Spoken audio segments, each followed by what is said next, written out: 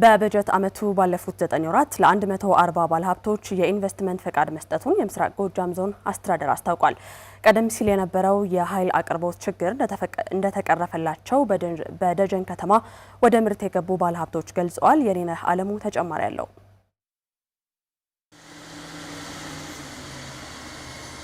በምስራቅ ጎጃም ዞን በበጀት ዓመቱ ከ140 በላይ ባለሀብቶች ወደ ስራ እንዲገቡ ፈቃድ መሰጠቱን የዞኑ ኢንዱስትሪና ኢንቨስትመንት መምሪያ ገልጿል። በደጀን ከተማ አስተዳደር በአምራች ኢንዱስትሪ ዘርፍ የተሰማሩ ባለሀብቶች ከዚህ ቀደም የነበረባቸውን የኃይል መቆራረጥ ችግር በደጀን ሳብስቴሽን መጠናቀቅ ምክንያት ችግሩ መቃለሉን ተናግረዋል። የኃይል አቅርቦት ችግሩ በመቀረፉ በሙሉ አቅማቸው ማምረት እንደቻሉም ለአማራ ሚዲያ ኮርፖሬሽን ተናግረዋል። ስሜ ካሳው ነው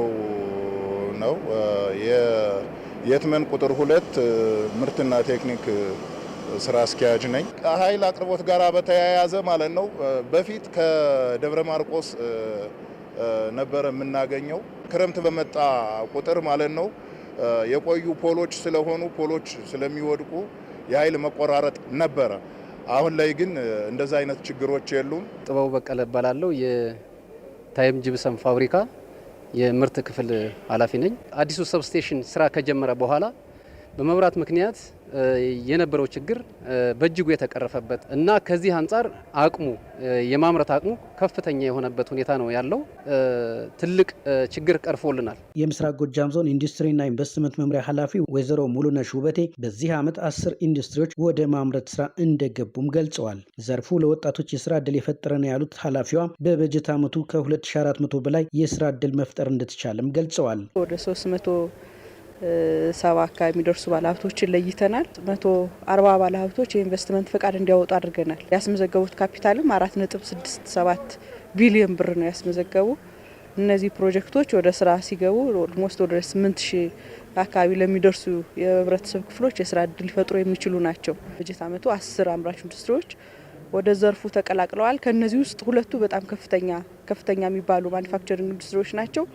ኤክስፖርትም ጭምር ሊያደርጉ የሚችሉ በጥቅሉ ከ2400 ያላነሰ ሰራተኛ ተቀጥሯል በዚህ በጀት ዓመት ማለት ነው። የምስራቅ ጎጃም ዞን ምክትል አስተዳዳሪ አቶ አላባተ በዞኑ ያለውን እምቅ ሀብት ወደ ኢንቨስትመንት ለመቀየርና የአካባቢውንም ሀብት ጥቅም ላይ ለማዋል ከአልሚዎች ጋር ውይይት መደረጉን አንስተዋል። አልሚዎች ከዚህ በፊት ያነሱት የነበረው የኃይል አቅርቦት ችግር መፈታቱንም አስገንዝበዋል። በዞናችን ለኢንቨስትመንት በጥሬ ዕቃ አቅርቦትም በኃይል አቅርቦትም በሰው ኃይልም ችግር የሌለበት ከመሆኑ ጋር ተይዞ በጣም ምቹ አካባቢ መሆኑን ባለሀብቶችም እየመሰከሩ ነው ያለ። እውነታውም ይሄ ነው። ከዚህ ተነስቶ ባለፉት 2 ዓመታት ትንሽ ኢንቨስትመንቱ ላይ ከሰላም እጦታችን አኳያ ተቀዛቅዞ ነበረ።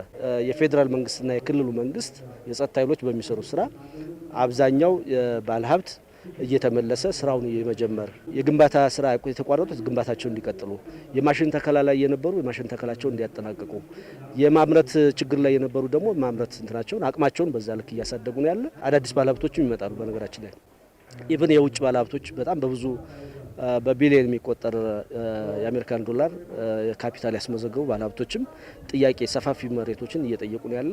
እኛም ተቀብለን ለማስተናገድ ኦልሬዲ ዝግጅት እያደረግን ያለ ነው።